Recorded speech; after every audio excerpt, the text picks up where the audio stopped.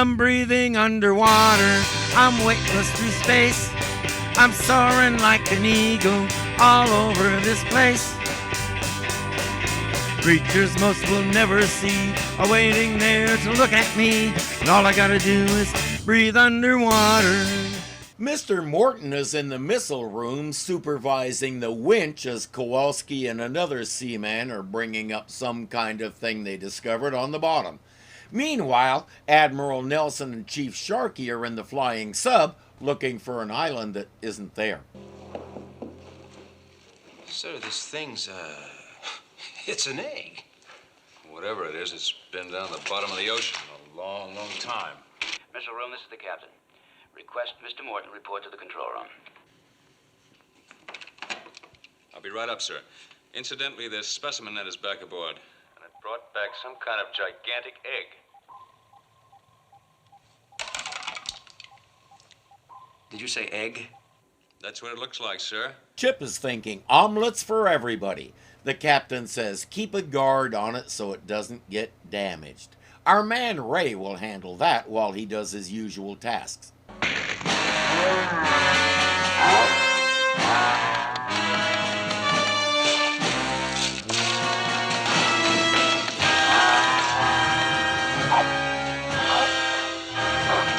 Poor Ray, he never even got a line.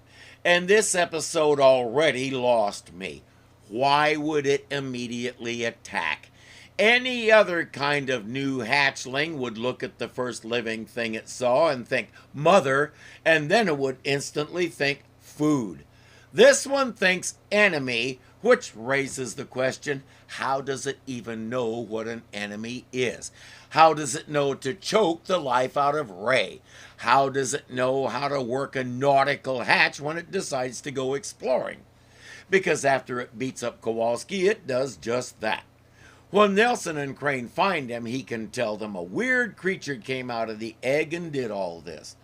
Even without a detailed description, the whole sub is on full alert for anything that doesn't look human. That doesn't count. It's not hard to figure that there's a connection between that thing that's running loose and the mysterious disappearing island. Captain Crane and Kowalski will go back out in the flying sub and try to find the island again. On board the Seaview, the critter is taking a look at the reactor room and giving Patterson a bit of a pounding in the process.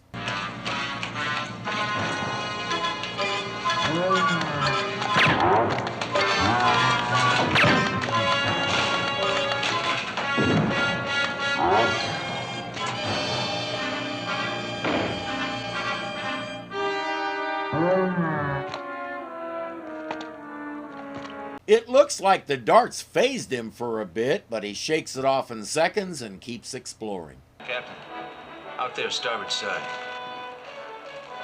Take over.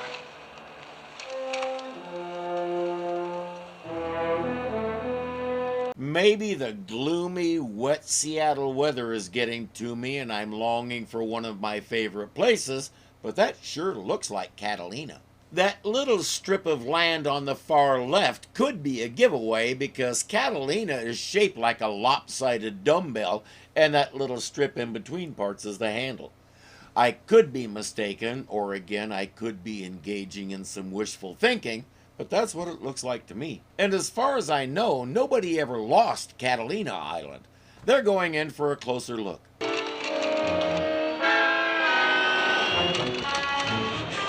What's wrong, sir? Something's pulling us down. FS1 to Seaview. FS1 to Seaview, come in. Whether they like it or not. Whatever it is, it pulls them into the water and renders the flying sub inoperable at 1,200 feet, which is just about its crush depth. Sir, do you hear? Do you hear that?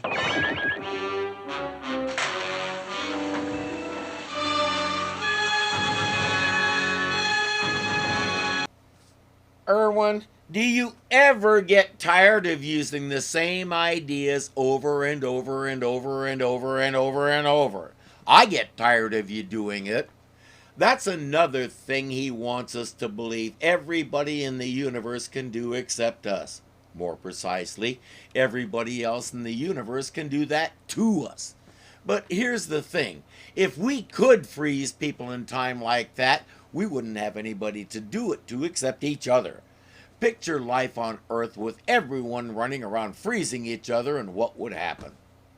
Better yet, don't. Sound? It sounds like it. Do not be alarmed, gentlemen. I have no intention whatever of harming you. He does, however, intend to take them to the island. And, if we don't want to go with you? I regret that you do not have a choice. I disagree. I said you do not have a choice. Let's review for a moment. He already froze them once, they should know that, because as far as they could tell, he just appeared while Kowalski was in the middle of a word. Captain Crane doesn't seem to think he's capable of doing it again. He's mistaken.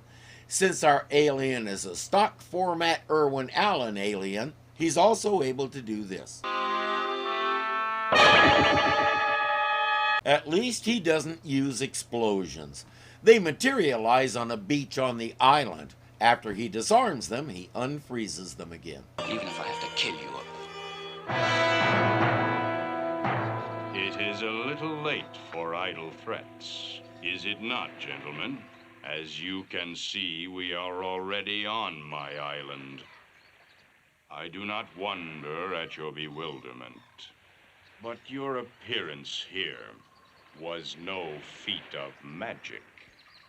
We of the star system you call Scorpius have certain force rays that make these things possible. Scorpius, eh? Something I'm not sure Irwin ever really understood. Critters don't live on stars. They live on planets that orbit those stars, and when they talk about where they come from, they usually have a name for their planet.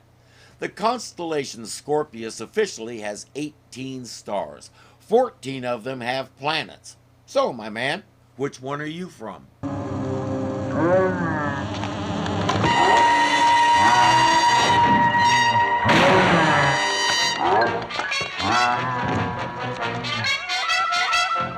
Two more men dead.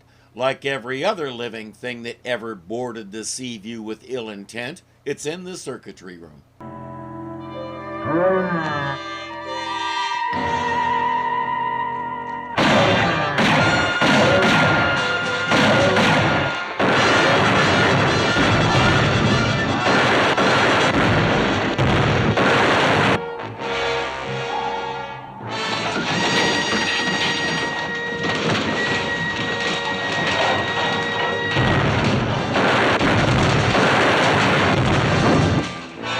How many times have I told them to put a cover over that stuff? At least it looks like we killed it. 8 shots and a whole bunch of electricity did the trick.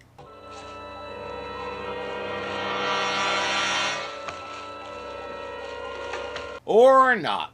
In a cave on the island, their host is answering questions. They're eggs, sir. Looks like millions of them. Those are on this island, right? They are. Then what you have here is some kind of, a giant hatchery. It is indeed. Each of those eggs carries an embryo, and when they hatch, they will disgorge fully grown, mature members of our race, such as myself. That's why they're here. When those eggs hatch, he'll have a nice army to conquer Earth. Conquering planets is what they do. The egg the Seaview found got dislodged in a storm. He says something about the radiation from the Seaview's nuclear reactor accelerated its maturing process. So he has an idea. We have been waiting patiently for centuries for our eggs to hatch. But now, with the Seaview's nuclear reactors to activate them, they will mature overnight. That means his minion aboard the Seaview needs to take it over and bring it here.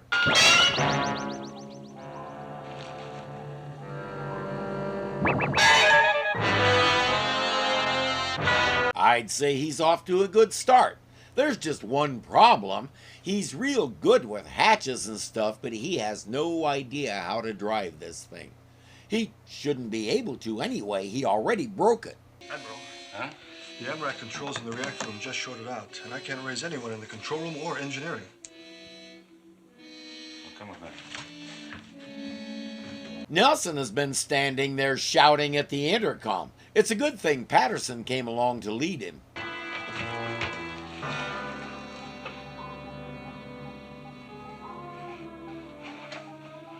Where is everybody? The entire control room crew's gone. Well, we'll solve that mystery after we take care of our friend here. Stay behind me. If you get a chance, make for the arms locker. Otherwise, let me handle it. Yes, sir. What is it, sir? He reminds me of a boxer who leads with his chin. This thing can make force fields on top of all its other abilities. Unlike Captain Crane, Admiral Nelson knows when to say, let's retreat and try something else. Well, Captain, do you still say we cannot take over the Seaview? Just don't count the Admiral out yet. Crane says, suppose he does take it over. What do you figure to do with it? As soon as the one of us who is aboard learns how to operate it, we shall destroy it. And then recover the nuclear reactor and employ it for our hatching purposes. You know, you can pull the reactor out without destroying the rest of it. When I told him that, he said, yeah, but it takes longer.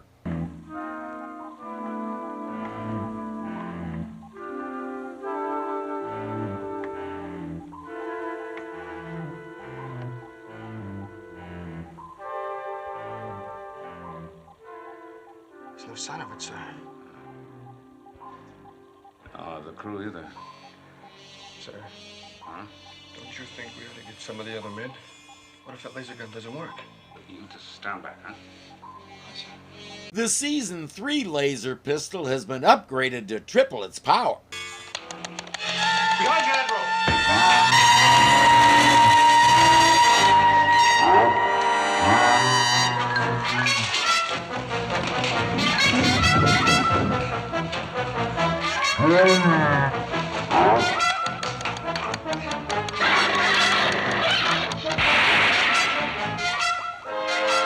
Death by Irwin Allen Kaboom. At least it was quick.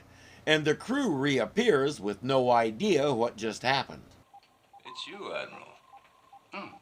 Oh, who did you think it was? That thing that came from the egg was here just a second ago. And you went. Beg pardon, sir? But we're all obviously under the control of some kind of force field. Now, explanations later. The important thing is we can get Seaview underway, so let's get to it. As usual, he'll never get around to explaining anything, which is one of the few things I really don't like about the character. This admiral of yours, he is a more worthy opponent than I had planned upon. Skipper told you not to count him out. The meaning of your phrase escapes me. You just saw the meaning of it on your screen. But the Seaview will not. How would you like to return to your Seaview, Captain? He says we're returning you to your flying sub. It's all fixed and you're free to go. The last time we saw it was in 1,200 feet of water. We have means of transporting solid objects easily. Like he did to you, remember? Crane isn't firing on all cylinders today. Here it is, as I promised. That thing can't fly. The whole bow area is missing. I assure you, it can fly. And it will take you directly back to your Seaview. But it will only take the rear half of you. A little poking around tells them this really is the back half of the flying sub. How are they supposed to take it underwater? Their protests are pointless. He freezes them and has his pals put them in the seats. Range now 4,000 yards. Heading dead on, sir. It must be the flying sub. Look at the scanning pattern. It's identical with the one we always get.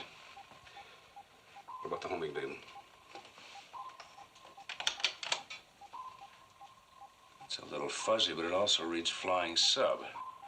Their transmission must be out. That's why they haven't reported earlier. Prepare torpedoes for immediate launch. Torpedoes, what's that? Chip? Aye, aye.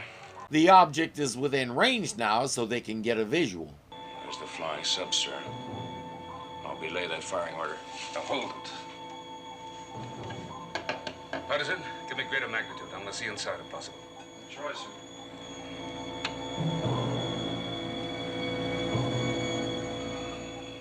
All right, fire torpedoes. Oh, we just saw them, Crane and Kowalski. They're in the Missile room. Are the torpedoes locked on target? Locked on target. Aye. And fire. Chip can't believe it, but Admiral Nelson just blew the flying sub to bits with Captain Crane and Seaman Kowalski inside. No. No, I don't think so. We saw the flying sub there, sir. Instrumentation had her locked in. The torpedoes blew her apart. They blew something apart, but it wasn't the flying sub. Don't you understand? We are under attack. By whom? By what?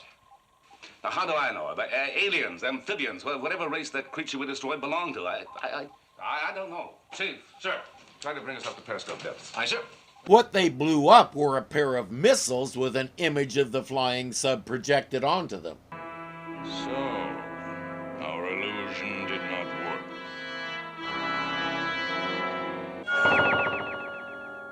Your trip to the Seaview was not successful. We shall have to try other means to destroy her. What's he talking about, sir? We haven't moved from here. You haven't, no. But your emergence did. Superimposed on lethal missiles. They couldn't have been very lethal. You said they didn't work. They were lethal to a whole bunch of fish, but that probably doesn't count. They just learned something important. These guys' primary weapon is illusion. That's how they hide the island. He mentioned those force beams they use. Those also create the illusions and everything else. Find a way to take them out and he'll be almost powerless. He locks them in there with a force field and leaves to have his machines drag the Seaview here. Now, remember I said this really is the rear half of the flying sub? When they sawed it apart, they didn't pay a whole lot of attention to what was in it. Here. Let's see if we can do something with these. Laser guns. Hey, how did they happen to leave these aboard? I guess they didn't know what they were. They're so advanced that the use of handguns must have been lost deep in their past. Now look, Ski. We'll both fire at the same time. And maybe the combined power will break the wall down. Uh-huh. And if it doesn't and the laser beam reflects back at us? If that happens, you'll probably never know it. But it works. The force field is down and they're free to go cause some mischief. Speaking of mischief, as the Seaview gets closer to the island, Nelson has Sharkey prepare to fire missiles. The plan is to obliterate the island and all the weird red aliens on it, not to mention their eggs that he doesn't know about. He knows Crane and Kowalski are still on the island, but there's nothing for that. It has to be done. There's just one little issue.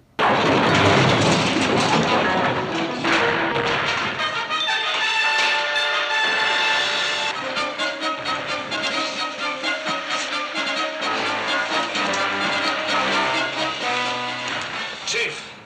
You get those missiles away, do you hear me? They just ran aground in very shallow water, and the missile firing controls are fried, to say nothing of the chief is down. The Seaview has run aground. Now all that remains is to destroy her.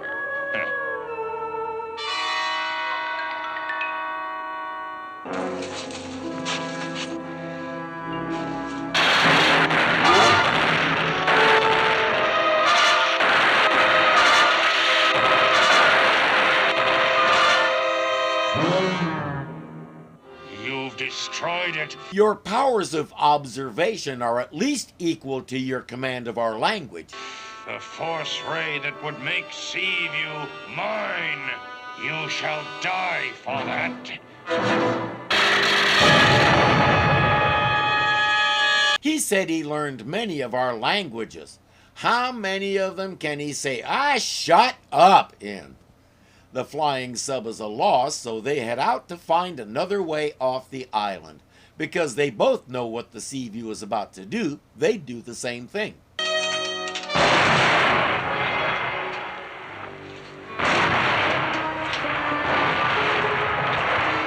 Missile room, what's wrong? Fire the missiles. Missiles? Couldn't even fire a cat pistol with that cable shorted out. That's assuming they can. Put your finger on that firing button and keep it there. Got it?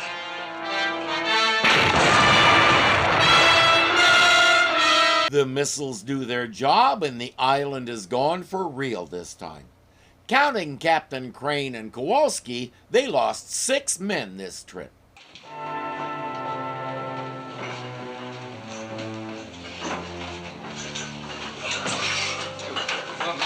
Lost. You all right? I'm not sure yet. We spotted Seaview, and we made a swim for it. You didn't really believe me, did you? Typical Irwin Allen plot. Typical Irwin Allen dopey-looking monster. Typical Irwin Allen overuse of pyrotechnics. Typical Irwin Allen special effects. You could swap this with a dozen other episodes of this or any of his other shows and not know the difference. We have 3 episodes left in the season, and it's pretty clear that the idea well has run dry. We need a summer break to let it fill again. I spent way too much time going, oh, come on, Irwin. I don't like doing that all the time. Blocking the light is bad for my delicate complexion. All I gotta do is breathe underwater. Breathe underwater. Breathe underwater.